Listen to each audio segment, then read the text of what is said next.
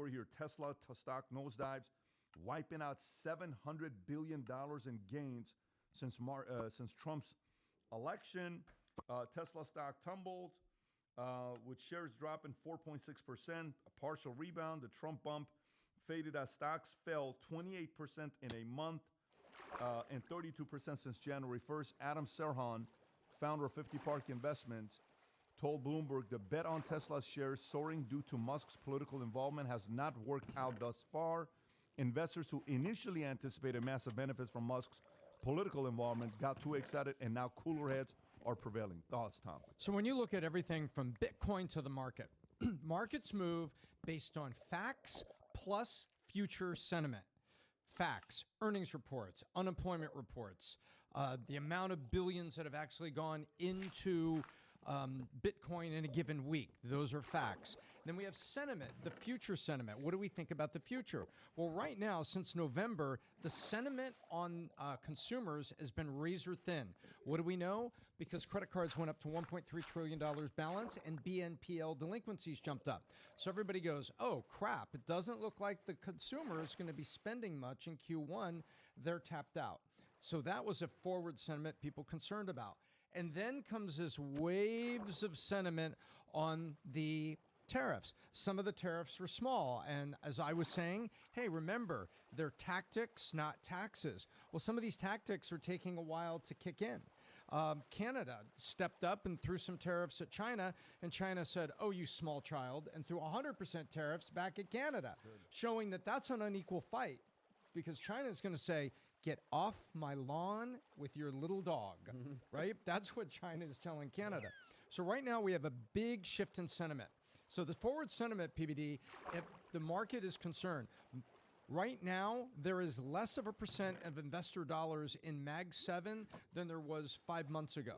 So the Mag 7, remember it was so overweight, everybody was buying the Mag 7 individually, led by NVIDIA, and then also buying Mag 7 ETFs that were dedicated to them, that were so hot in 2023.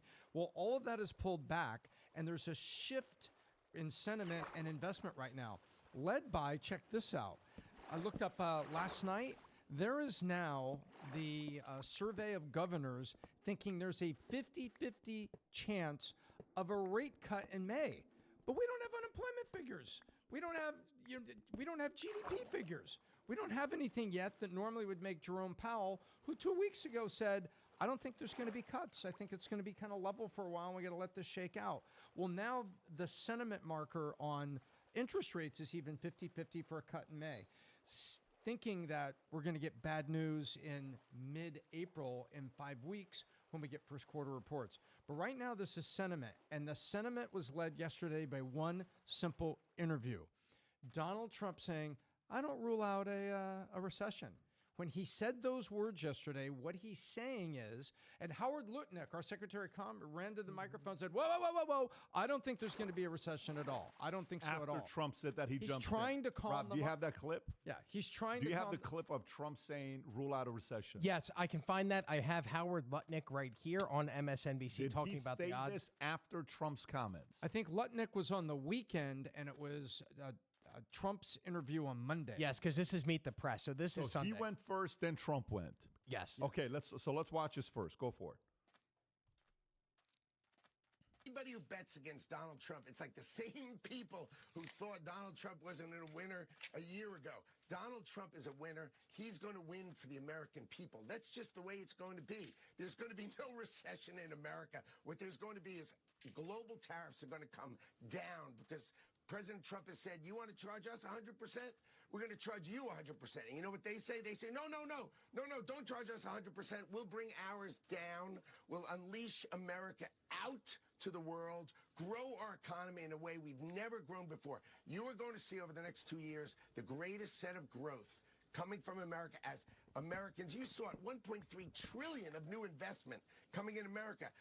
Think of all those jobs. And remember, each trillion of investment in America is 1% of growth GDP. So Donald Trump is bringing growth to America. I would never bet on recession. No chance.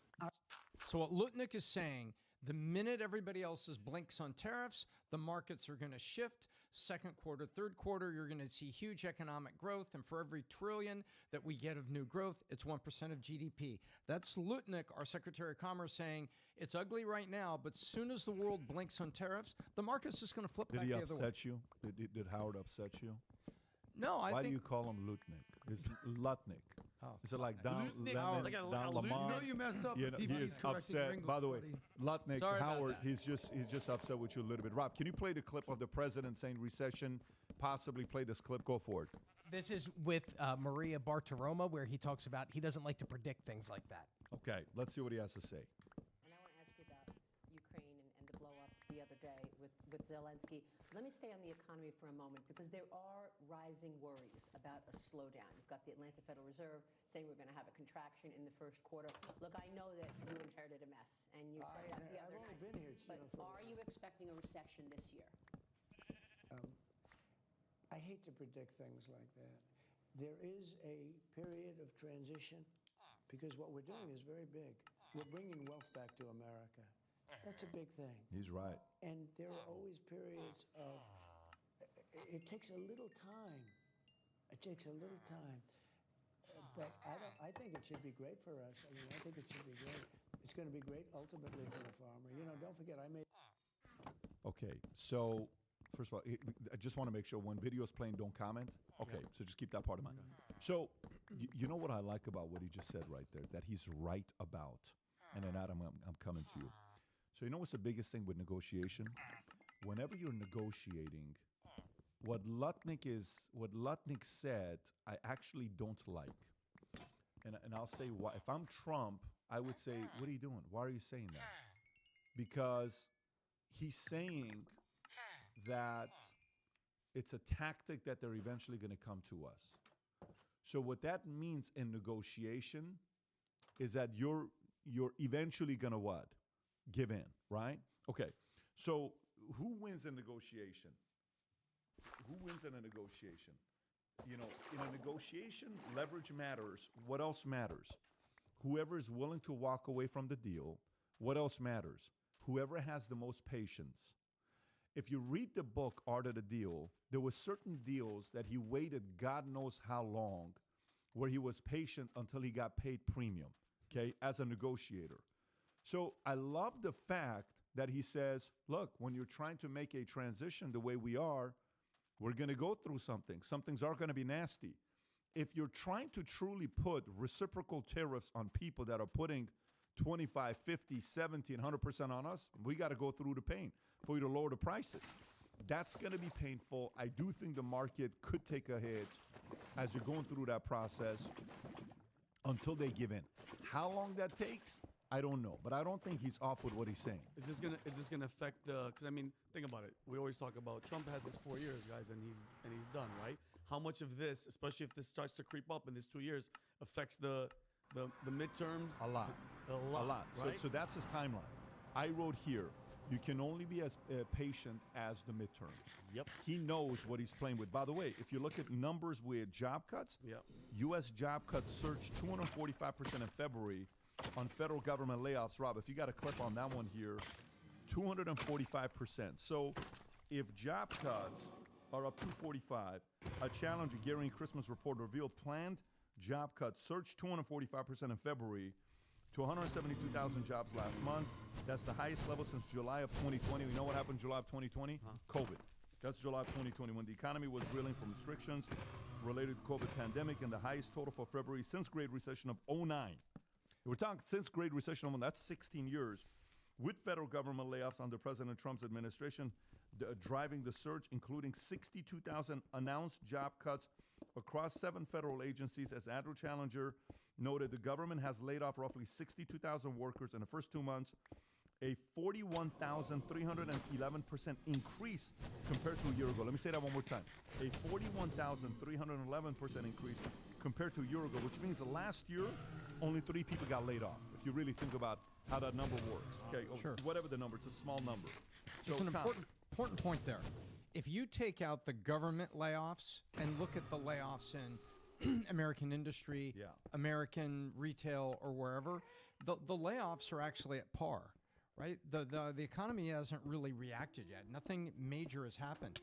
But what it's looking at is the government layoffs that came from Doge going in and changing agencies. Now those are real consumers with real paychecks that are now really not going to be working. Some of those are early retirement. But we have to be careful when we look at it as macro, because the economy hasn't reacted in any of the industrial sector. Chips isn't down because Taiwan's been invaded. You know what I mean? Nothing like that has happened. These are people coming out of government jobs, but their paychecks are no longer buying things.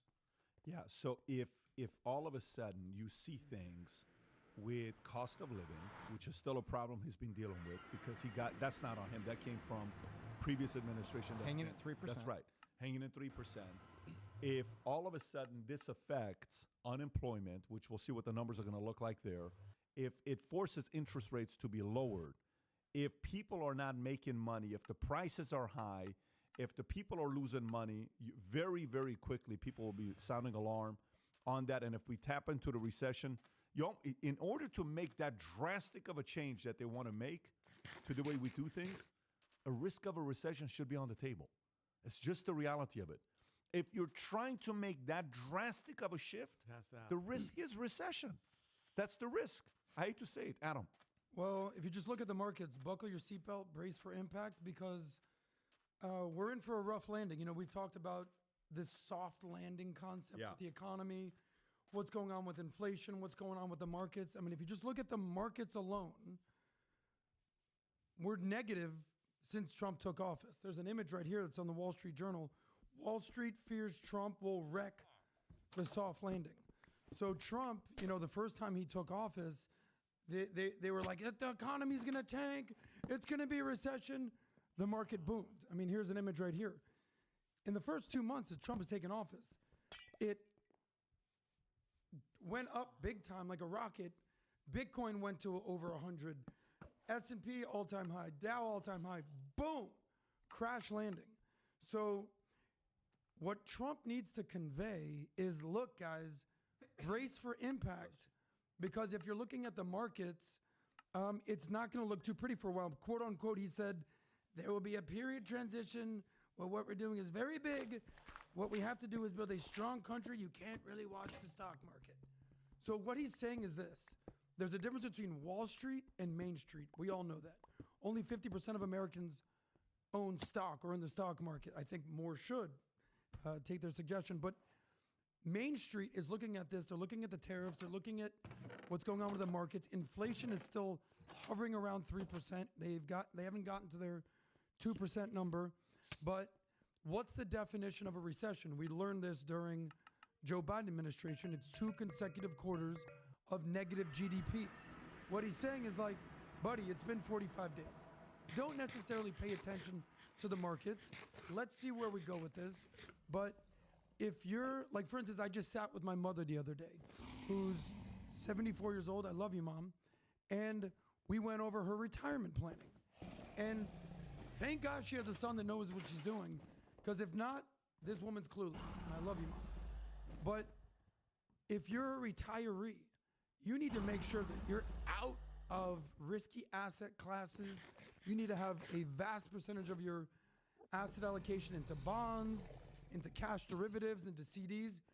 Don't mess with the market right now, because it's going to be a very choppy landing over the next 12 to 24 months. I want to say this, that when you said this, to remind everybody. Remember the whole thing about 2 consecutive quarters They changed for GDP? They changed the definition. Thank you. So I have a feeling the definition is going to come back this time around. So just kind of be ready. Convenient. When this goes back, they're going to be like, no. Under Biden, it wasn't a recession, but under Trump, it is. So they're going to be playing that game back and forth. All I'm saying is it could potentially be a good time to buy, but as a person who has 1 term left and he's dealing with midterms, if the way Trump answered it, to say he's okay with a possibility of a recession, that's the right approach.